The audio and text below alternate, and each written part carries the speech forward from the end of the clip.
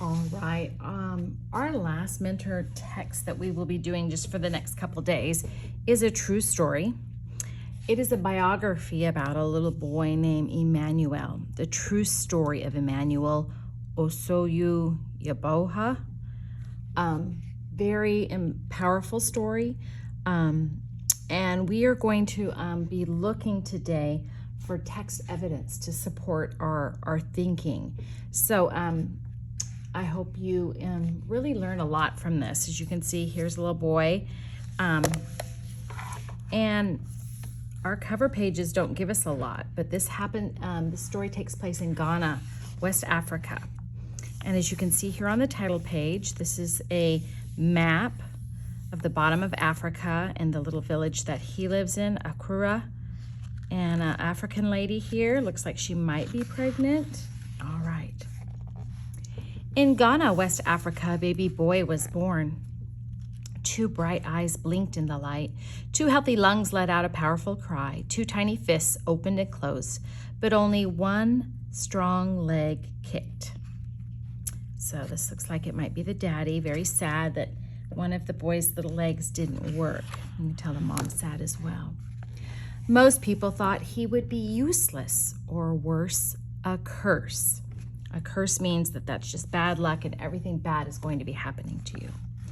His father left when he saw the little boy with his disability, never to return. But his mother had faith. Her name was Comfort, and she named her first child Emmanuel, meaning God is with us. As Emmanuel grew, Mama Comfort told him he could have anything, but he would have to get it for himself. He learned to crawl and hop, to fetch water and climb coconut trees, even though you can see here his other leg doesn't work. He even shined shoes to earn a living. Most kids with disabilities couldn't go to school then. Still, Emmanuel's mother carried him there until one day she said, "You are too heavy." From then on, Emmanuel hopped to school and back, 2 miles each way, on one leg by himself. Talk about the life skill of perseverance. 2 miles, boys and girls, is a long, long way to walk on 2 legs. But to walk on 1 leg by yourself as a little boy just shows his determination, his perseverance. At first, nobody would play with him, so Emmanuel saved his money and bought something none of the classmates had, a brand new soccer ball. Of course, he would share it if he could play too. Lunging and spinning on crutches his grandmother had found for him, and kicking the ball with his good left foot, Emmanuel earned their respect. He earned their respect because they could see that, wow, this kid not only went out of his way to do something kind for the rest of us, but he wasn't going to give in and feel bad for himself and quit. His new friends sometimes used their lunch money to rent bikes. Would Emmanuel be able to join them? His friend Goodwin pushed him fast so he could balance. Over and over again, Emmanuel fell hard, but finally he rode. Think about how hard it would be to only ride with 1 leg, because you don't have the other leg to push the other pedal, so this leg's going to have to work super hard. When Emmanuel was 13, Mama Comfort got sick. She could no longer sell vegetables at the market, and Emmanuel's sister and brother were too little to work. He would have to support the family. Against his mother's wishes, Emmanuel snuck out and boarded a midnight train to the bustling city of Araka, 150 miles away, alone. He didn't know it then, but it would be 2 years before he saw his family again. Emmanuel arrived in the town full of hope. There were so many people, but no one would hire him. Shoekeepers and restaurant owners told him to go out and beg like other disabled people did. Emmanuel refused. Finally, a food stand owner offered him a job and a place to live. He wasn't going to beg because of his disability. He was going to work very hard. This is a great lesson. When Emmanuel wasn't serving drinks, he kept busy shining shoes. He earned money and sent it home. One morning when Emmanuel went to buy shoe shining supplies, the shopkeeper thought he was there to beg and scolded him. Insulted, Emmanuel slammed his money down on the counter. The shoekeeper apologized, but Emmanuel would never forget. When Mama Comfort grew sicker, Emmanuel went home to be with her. From her bed on Christmas Eve, she told her son, "Be respectful, take care of your family, and don't ever beg, and don't give up." By the next morning, Emmanuel's beloved mother was dead. He was heartbroken, but he knew his last words had been a gift. He would honor them by showing everyone that being disabled does not mean being unable. It was a big dream, but Emmanuel had a plan. This is a little boy with big responsibility. Emmanuel had a sharp mind, a bold heart, and one strong leg. All he needed was a bike. At first, no one would help. Then they thought his plan to bicycle around Ghana was impossible. Then Emmanuel wrote to the Challenged Athletes Foundation, all the way in San Diego, California. They sent him a bike, plus a helmet, shorts, socks, and gloves. Emmanuel started training for the long ride. He persuaded the king of his region to give him a royal blessing. He went door to door asking for additional support. Finally, he hired a taxi to follow him with drinking water, a camera, and his best friends. Then Emmanuel tied his right leg to the bike's frame, jammed his left foot into a flip-flop attached to the pedal, and rode. So he didn't have biking shoes, or all he had were flip-flops. Emmanuel pedaled through the bustling city of Araka. He pedaled through the rainforest, over the rolling hills, and across wide, muddy rivers. He pedaled past forests and plantain farms and through the market city of Kusami.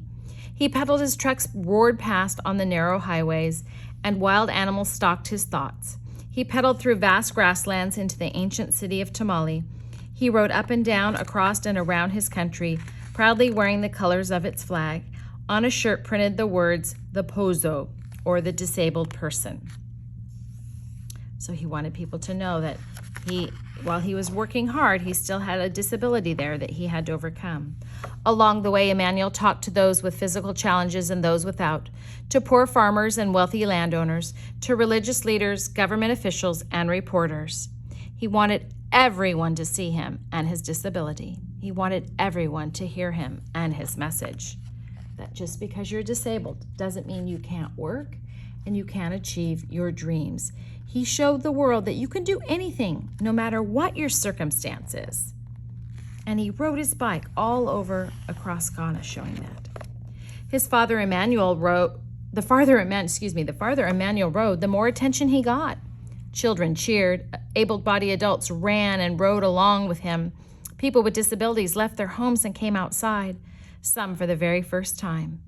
The young man, once thought of as cursed, was becoming a national hero. Other kids with disabilities were inspired by him. He completed his astounding journey, pedaling south to the sea and back up to Araka, nearly 400 miles in just 10 days. But Emmanuel's success goes even farther than that. He proved that one leg is enough to do great things, and one person is enough to change the world. He has a quote. It says, "In this world, we are not perfect. We can only do our best." Isn't that true? We will never be perfect while living here on this earth. But he didn't let anything stop him. And now here's a note from the author. It says, Emmanuel still isn't giving up. Since competing his first long-distance bike ride across Ghana in 2001, at the age of 24, he has competed in major athletic events, won international awards from Nike and ESPN, and carried the Olympic torch in Cairo, Egypt in 2004. He starred in a documentary about his life, Emmanuel's Gift, and he appeared on the Oprah Winfrey Show. In 2006, thanks in large part to Emmanuel's bike ride and his continued activism, people with physical disabilities were entitled to all the same rights as the rest of the country in Ghana. I am very happy for my disabled brothers and sisters in Ghana, but this is just the beginning. Wow, what a powerful, powerful story. And so today, what I want you to do is you have two papers, one that says text evidence sentence starters. So I want you to use these And then I want you to do, you'll need to glue this on in your notebook or on a piece of paper here. Fold this back and glue it on. I didn't do that last week. Cut it apart. Said, how did Emmanuel change how people viewed disabilities? Okay? And then I want you to start it with this. Okay, one of these. The Arthur wrote, I can see in the information that, for instance, based on what I read or after reading, I know. Okay, how did Emmanuel change how people view disabilities? I would say, after reading, I know that he showed the world, and then go on. And what is your text evidence that supported that? Give me an example from the story, again, using this. Okay, so you're going to do that today, and then